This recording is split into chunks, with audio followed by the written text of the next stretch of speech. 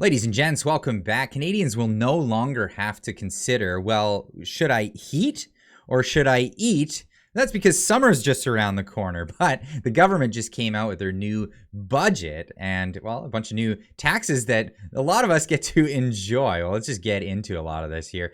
So this is from CTV News. These 3 items could cost you more starting this April. Oh, joy. We're just all looking forward to that. Whether it's gas, food, or booze, consumers can expect to pay more for these goods as of next month. Why? Is it because the economy's downturning? Well, that's happening as well. No, that's because the government is adding more taxes to items in a downturning economy. Starting April 1st, taxes on certain products will increase, while supply chain issues are expected to affect the availability of some food items. Well, you can see food going up as well.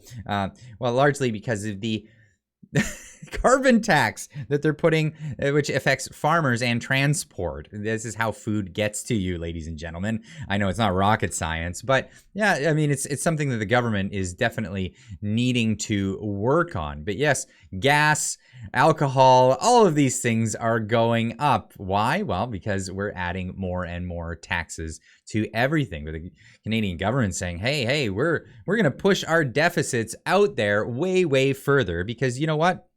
This is what we've been doing, and why change anything that we've been doing over the past 8 years? From True North, feds push deficit until 2028 after announcing slate of spending in the new budget. Whoa! All right, here we go. Prime Minister Justin Trudeau has pushed back plans to balance the budget because, it just balances itself, but he's like, it'll do that eventually. I don't need to get on that. He's pushed that back and is projecting deficits until the year 2028.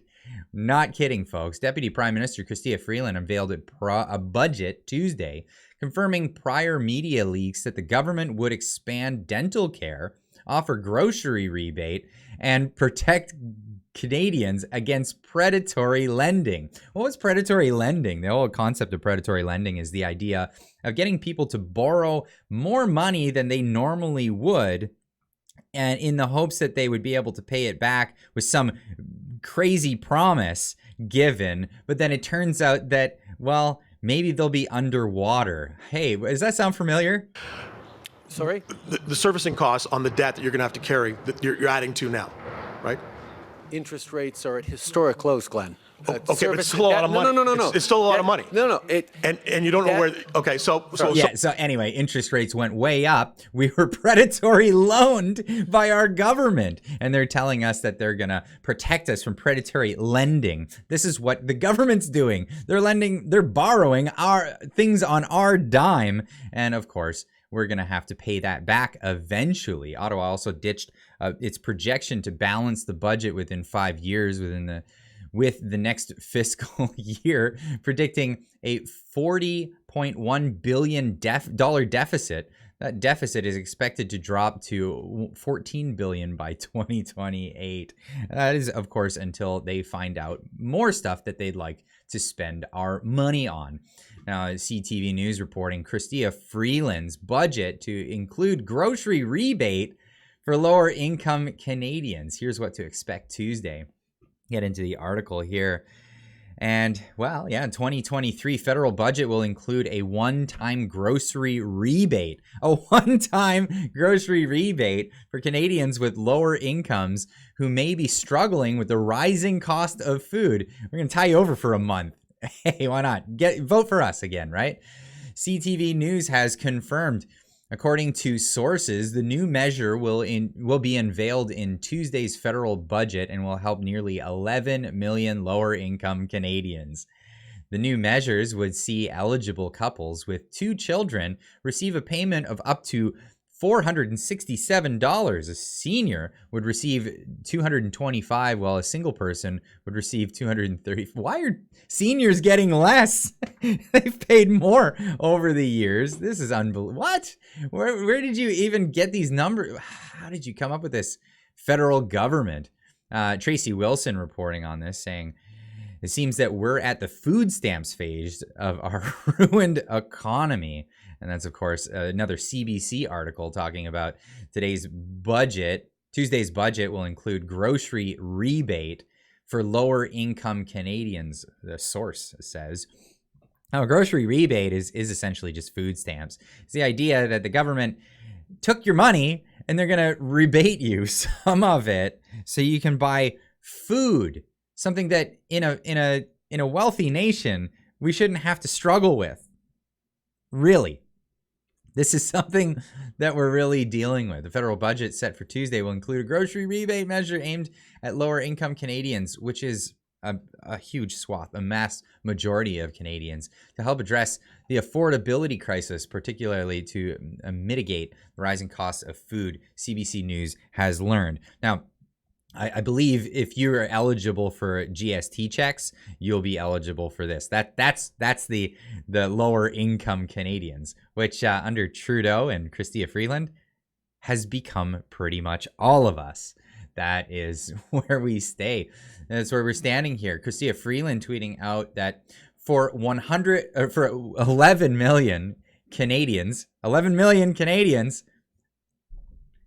just let that sink in. We're a country of 38 million. 11 million Canadians and Canadian families. A new grocery rebate will help make up for the higher prices at the checkout counter without adding fuel to the fire of inflation. Now, that's just absolutely false. Stephen Tyler putting this out there, which should be just basic economics 101. The logical flaw in this statement is that while the grocery rebate may not directly add to inflation, the funding of the rebate through government borrowing can have an inflationary effects in the long run.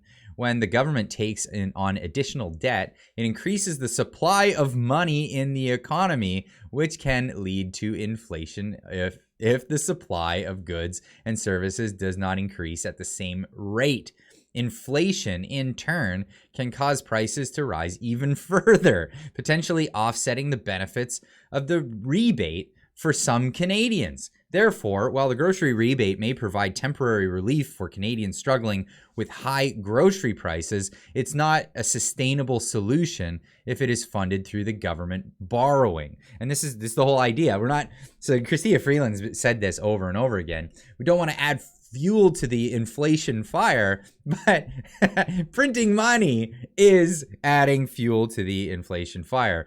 And yeah, you say you're borrowing it. Well, who are you borrowing it from? You're just issuing bonds. This is what the Bank of Canada does for, the Liberal government. Here we go. And we've seen this a lot over the past 8 years since our good old days of, it's 2015. That's why we do things the way we do it. Current year politics.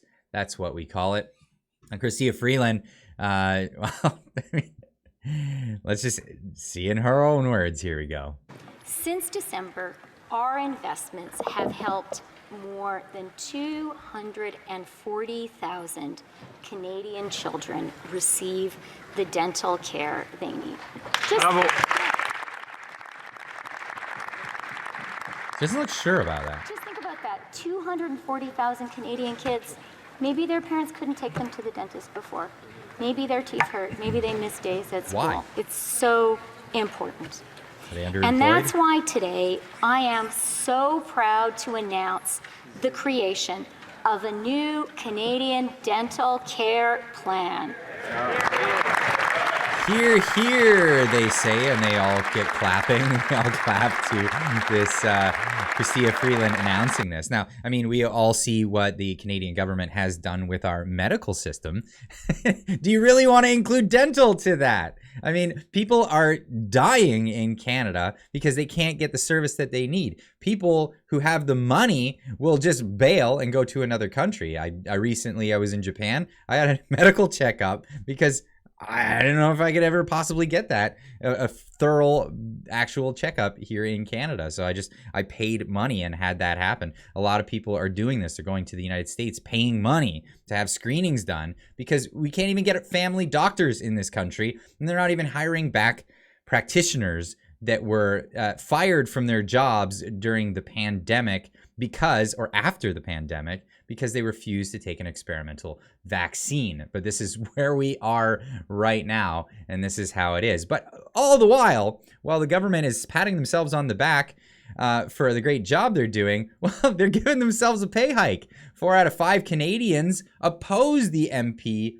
pay hike that's coming on, what, you guessed it, April 1st, the same day that taxes are all going up for all of us. Well, how do we pay for a government cash grab if we don't raise taxes? Ottawa, the Canadian Federation, or the Canadian Taxpayer Federation, is releasing a ledger poll showing that 4 out of 5 Canadians oppose the pay hike members of Parliament are taking on April 1st. At the same time, the taxpayers are calling on Finance Minister Tracey Freeland to stop the carbon tax and alcohol tax hikes that are also scheduled to go up on April 1st. MPs are taking higher pay at the same day that they take more money from Canadians. And that's wrong, says Franco Terrazzano, the federal director of the Canadian Taxpayer Federation. At the very least, Tracey Freeland must cancel the MP pay and tax hikes on the budget. Today, the CTF released a polling data from Ledger showing that 4 out of 5 Canadians oppose the upcoming pay raise. That's 80% of Canadians. Hey, what about democracy? What happened to democracy? Don't we live in a democratic nation? 80% of Canadians say they don't think that the government, I don't know who the 20% is. You're crazy. But they don't believe, 80% of the Canadians don't believe that they should be getting this pay hike. How much of a pay hike are they getting? Well, backbenchers are going to be getting $5,100 pay raise this year. And, well, the all the way up to the Prime Minister getting an extra $10,200 for all of the hard work that he's been doing at making sure that we are indebted for the rest of our measly existence here in this country. The carbon tax will also increase on April 1st to 14 cents per liter of gasoline and 12 cents per cubic meter of natural gas, because heating your home is bad, says the federal government. We want to mitigate how much you do that. Meanwhile, the alcohol escalator tax automatically increases the federal excise tax on beer, wine, and spirits every year by the rate of inflation. Alcohol taxes will increase by 6.3% on April 1st. Last week, MP passed a motion calling on the government to cancel its April 1st, 2023 tax increase on beer, wine, and spirits. The government shouldn't be making life more expensive with tax hikes when Canadians can't afford gas or groceries, Terrazzano said. MPs don't deserve pay raises when their tax hikes make life unaffordable. And so does the inflation that's directly correlated with all this government spending from the Trudeau government. Anyway, let me know what you think in the comment section down below. Are you going to be eligible for this one-time payment to offset all the taxes and inflation that the government has caused us? Let me know, and we'll see you in the next one. Keep on trucking.